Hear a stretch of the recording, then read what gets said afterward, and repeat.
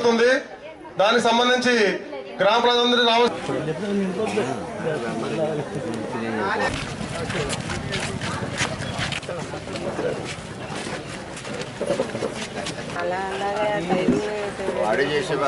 అర్థవంతంగా అమలు చేయు మరియు దోషులపై కఠిన చర్యలు. అన్ని రోడ్లకే మనం 1,20,00,000 నిధులు ఇచ్చి వెళ్ళిపోయాం. ఉంచడమే కాకుండా వాటిని ప్రాధాన్యత కారణంగా మరియు కొండలగుట్లపై అందరికీ ఏదైతే ఆ ప్రభుత్వం టేకప్ చేస్తామనే దాని గురించి ఐడియా అంటే ఆ డాక్యుమెంట్లో ఉంటే మెటీరియల్ కాంపోనెంట్ కాకుండా గవర్నమెంట్ నుంచి ఇంకో ఏదైనా స్కీమ్లో 94 కార్డులో కావాల్సిన 100 రోజులు పని దినాలకు సంబంధించి వరుస సైంటిఫిక్ కాకుండా రూరల్ వాళ్ళకు ఇంకొక చోటుకు లేదు కాబట్టి ఉపాధి చేసి మనుషులు చాలా తక్కువ ఉంటారు సార్. ఇప్పుడు మీ ఊర్లో ఎంత అగ్రికల్చర్ గుంతదోవడం అయిపోయిందా? అన్ని చోట్ల లేదు కదా, ఐడెంటిఫై చేయొచ్చు. ఇంకా రెవెన్యూ తక్కువ మొదలనే అందరికీ పని కల్పించే అవకాశం ఉంది, ప్రతి ఊర్లోనూ ఉంటుంది. అది గారు లేదంటే ఇక్కడ మీ ఎండి గారు మీరు కూడా 420 కేసు పెట్టి పోలీస్ కేసు పెట్టి అరెస్ట్ చేయించండి. ఇది చాలా ఇబ్బంది పడుతున్నారు. చట్ట ప్రకారం మనం పెట్టకూర్చోండి. ఫర్ ఎగ్జాంపుల్ ఫిషరీస్ ఉంది అనుకుందాం, మాకు ఒక ఫిషింగ్ డ్రై యార్డ్, అదే ఫిషింగ్కి ఒక యార్డ్ కావాలనేది అడుగుండొచ్చు. అది అందరికీ ఉపయోగపడవచ్చు. లేదా కొందరు ఫిషర్మెన్ మాకు బైక్స్ ఇవ్వండి, మాకు ఐస్ ప్యాక్స్ ఇవ్వండి ఇలాంటి అడుగుతుంటారు. సో అవి ఒక వ్యక్తిగతంగా అడిగే అవసరాలు, ఒక వ్యక్తిగతంగా ఒక మనిషికో లేకపోతే ఒక కుటుంబానికో ఉపయోగపడేవి. మాకు ఇన్ని రేషన్ కార్డులు కావాలి, మాకు ఇన్ని పెన్షన్లు కావాలి, మాకు ఆరోగ్యశ్రీ కార్డులు ఎన్ని కావాలి అనేది వ్యక్తిగతంగా ఉపయోగించుకునేవి. అవి ఎంత ముఖ్యమో అలాగే కమ్యూనిటీ పరంగా అంటే మాకు రోడ్స్ కావాలి, మాకు ఒక కొత్త కమ్యూనిటీ భవనం కావాలి, ఇలాంటివి ఏమంటారు అందరికీ మొత్తం కమ్యూనిటీకి ఉపయోగపడేటివి అనమాట. సో అలా వ్యక్తిగతంగా ఉండేవి, కమ్యూనిటీ ఉండేవి అన్నీ కూడబలుపుకొని ప్రతి గ్రామంలో అలానే ప్రతి వార్డులో కలుపుకొని, దీంతోపాటు అంటే ఇవేంటి గవర్నమెంట్ వైపు నుంచి ఇవ్వగలిగేటివి ఇంకో కొన్ని ఉంటాయి. ఎలాంటివి? ఫర్ ఎగ్జాంపుల్ మాకు లోన్స్, మా గ్రామానికి ఒక 100 లోన్స్ మాకు సబ్సిడీలో ఇస్తే మేము ఏదైనా ఒక అంటే గ్రూప్స్ కానీ లేకపోతే ముద్రా లోన్స్ అని చెప్పి అంటే వ్యక్తిగతంగా ఏదైనా కుర్రోళ్ళని పెట్టాలనుకున్నా పెట్టచ్చు. సో అలాంటి లోన్స్ ఇస్తే మేము ఈ బిజినెస్ చేద్దాం అనుకుంటున్నాం, మా ఏరియాలో వీవింగ్ ఉంది, వీవింగ్ సంబంధించి చేద్దాం అనుకుంటున్నాం. ఇలాగా ప్రతి గ్రామంలో వ్యక్తిగత అవసరాల గురించి, తర్వాత ఇలా సంఘానికి అంటే సామాజిక అవసరాల గురించి 2 రకాల అవసరాలు ఉన్నవి ఈ గ్రామ సభ చర్చించవచ్చు. దీంట్లో ఓన్లీ గ్రామ సభకు గ్రామానికి అందరికీ కావాల్సినవే కాకుండా వ్యక్తిగతంగా కూడా మాకు ఇక్కడ తక్కువ ఉన్నాయి పెన్షన్లు, మాకు ఎక్కువ రావాలి, ఇలాంటివి కూడా అడగాలి. సో మీకు అర్థమైందా అంటే దీంట్లో మిమ్మల్ని ఇదే అడగండి అని కానీ ఇవి అడగకూడదని కానీ చెప్పే అర్హత ఎవరికీ లేదు. మీరందరూ దీంట్లో ఇప్పుడు ఒక సర్పంచ్ గారికో లేకపోతే ఒక పంచాయత్ సెక్రటరీకి ఎంత హక్కు ఉంటుందో ఇక్కడున్న ప్రతి ఒక్కరికి అంతే హక్కు ఉంది దీంట్లో మాట్లాడడానికి, అడగడానికి. సో దయచేసి అందరూ గుర్తించాలి. ఉపాధి హామీ నరేగాని వాడుకోవడంలో చంద్రబాబు నాయుడు గారు ముఖ్యమంత్రి గారు అంత మేధావి లేడు. ఎంచేదంటే దేశంలోనే కొత్త ఒరవడి సృష్టించారు చంద్రబాబు నాయుడు గారు. దానికి ఉదాహరణ ఈ ఈబీసీ కాలనీ. ఈ ఈబీసీ కాలనీలో రావాలంటే మోకాళ్ళ లోతు బురదతో ఉండేవారు 2014లో.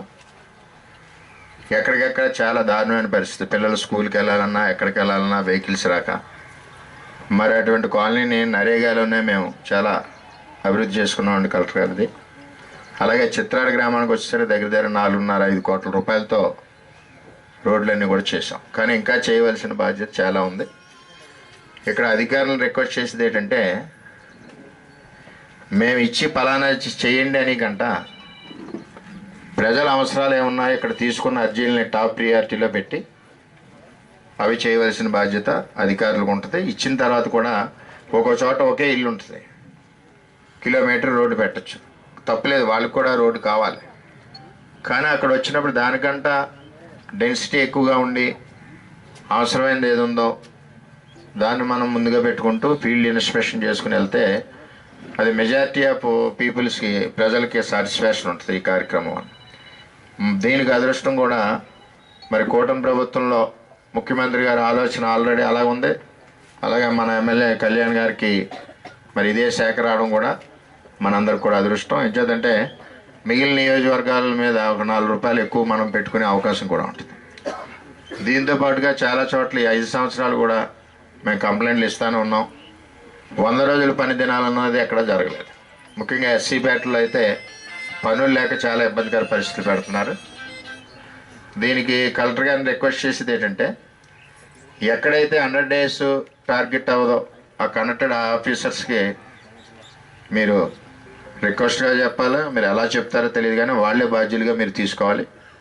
మేము ఎప్పుడు కూడా ఒక మండలానికి 15,000 నుంచి 18,000 కూలీలు దినాలు అయ్యేలాగా మేము మానిటర్ చేసుకునే వాళ్ళం. ఇదివరకు ఈ 5 సంవత్సరాలు దురదృష్టవశాత్తు పేదవాళ్ళందరూ కూడా ఆకలితోటే ఉన్నారు.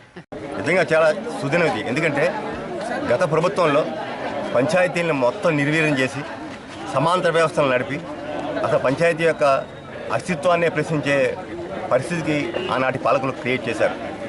ఈనాడు చంద్రబాబు నాయుడు గారి నేతృత్వంలో మన శాసనసభ్యులు ఉప ముఖ్యమంత్రి పవన్ కళ్యాణ్ గారి ఆలోచన ధోరణిని అనుసరించి ఈరోజు మళ్ళీ గ్రామీణ వ్యవస్థను పట్టించాలి. ఏదైతే మన స్వరాజ్యం నిజంగా రావాలంటే గ్రామాలు వెల్లివిరియాలి, గ్రామాల్లో స్వరాజ్యం రావాలి. అదేవిధంగా గ్రామాల్లో ఏం జరుగుతుందో ప్రజానీకానికి అందరికీ తెలాలనే ఉద్దేశంతో ఈవేళ 13,326 పంచాయతీల్లో కూడా ఒకే రోజున ఈ గ్రామ సభలు నిర్వహించడం అన్నది చాలా ఆనందం.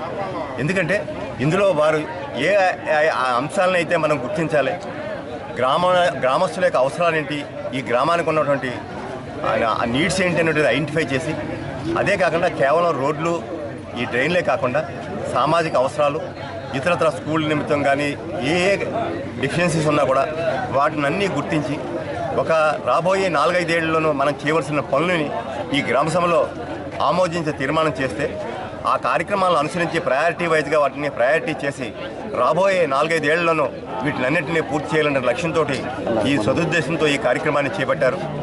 ఈ రోజున రాష్ట్ర వ్యాప్తంగా ఒకే రోజు 13,000 గ్రామ పంచాయతీల్లో గ్రామ సభలు నిర్వహించడం జరుగుతుంది. మన కేంద్ర ప్రభుత్వం నరేంద్ర మోడీ గారు ఈ ఎన్ఆర్జీఎస్కి భారీ ఎత్తున నిధులు ఇవ్వటం జరుగుతుంది. వాటిని ఉపయోగించుకోవడానికి ఒక చక్కటి ప్రణాళిక మన పవన్ కళ్యాణ్ గారు, గ్రామీణాభివృద్ధి శాఖ మంత్రి, మన నియోజకవర్గ ఎమ్మెల్యే గారు ఒక చక్కని ప్రణాళిక రూపొందించడం జరిగింది.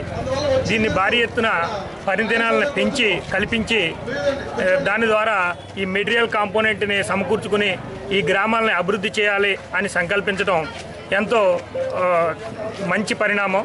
ఈ రకంగా ఇప్పుడు గ్రామాల్లో పరిస్థితి చూస్తే రోడ్లు కావచ్చు, డ్రైన్లు కావచ్చు దారుణమైన పరిస్థితుల్లో ఉన్నాయి. వీటికి ఫస్ట్ ప్రయారిటీ ఇచ్చి వీటిని డెవలప్ చేసుకుని గ్రామాల్లో శానిటేషన్ మెరుగుపరుచుకునే విధంగా ప్రణాళికలు సిద్ధం చేస్తామని ఇప్పుడే కలెక్టర్ గారు చెప్పడం జరిగింది. చాలా చక్కటి ముందుగా మన మినిస్టర్ గారికి, మన ఎమ్మెల్యే గారికి థ్యాంక్స్ చెప్తున్నాం.